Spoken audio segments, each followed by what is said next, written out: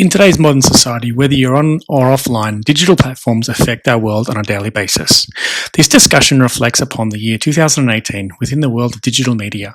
According to a study from the Australian Bureau of Statistics, 97% of children have access to the internet. 88% of households have the internet in their homes in comparison to 82% of those residing in country areas. Smart TVs received the most amount of usage, coming in at 42% of users in 2017, previously coming in at 27% in 2014. Following in closely, third place, though, was online music platforms, witnessing a slump in users to 19% from previous years at 26%. The device of choice for 91% of households is a humble laptop as opposed to the PC, the same percentage which represents smartphone use within connected households. Meanwhile, a recent Pew Research study suggests that regardless of whether news was born on the web or authored by a media house, the online space now plays the hosting role for digital-friendly homes, with 93% of adults sourcing at least some of their news from the web.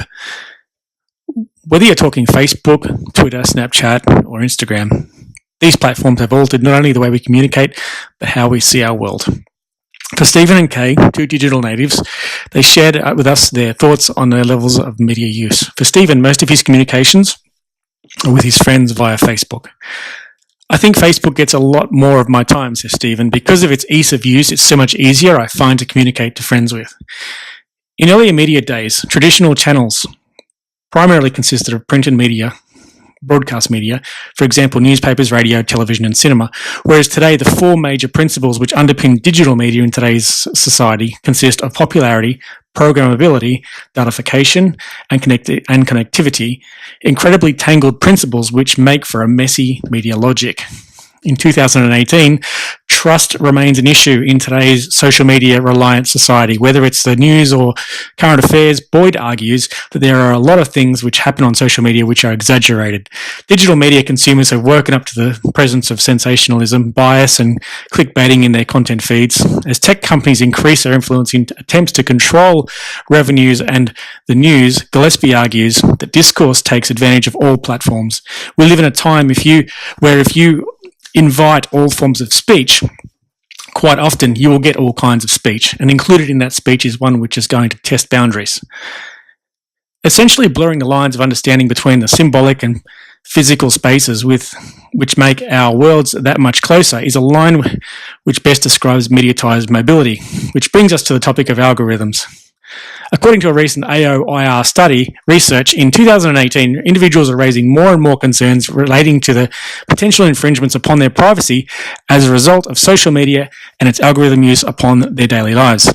Stephen tells us that one of the things I really like but really hate about Facebook, Instagram, and Twitter is that I don't see things chronologically and that they have their algorithms as to what I want to see.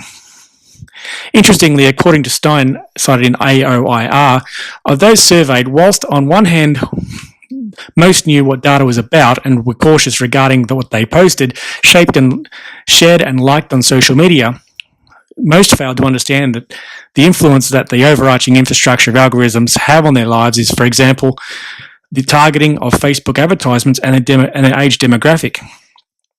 Modularized content in 2018 is a culture which Manovich describes as empowering the modern-day digital day native as a pro-user by bypassing the need for a content producer. Consider when you last took a selfie or uploaded video footage to Facebook or tweeted at a celebrity via Twitter. In 2018, interactivity essentially replaces the author. According to Gillespie, diary writing has been replaced with documentation through photography.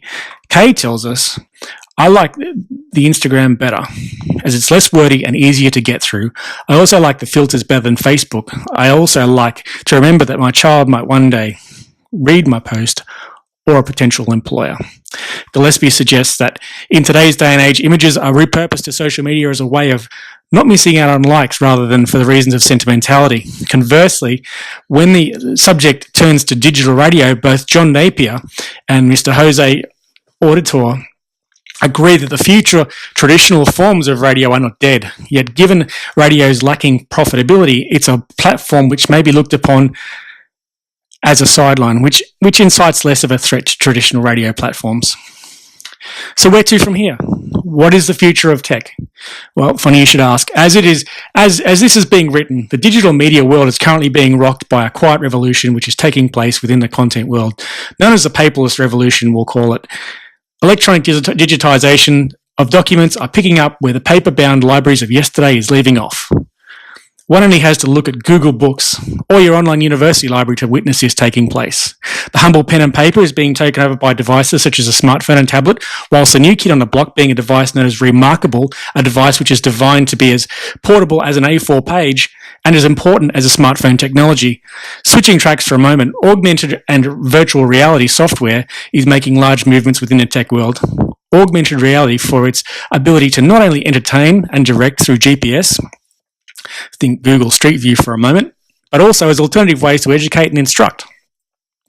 Virtual reality, whilst at the heart of the matter, is a gamer's paradise. VR tech is like augmented tech, being utilised in media circles to not only train, but also guide doctors and surgeons as they carry out life-saving operations on their patients.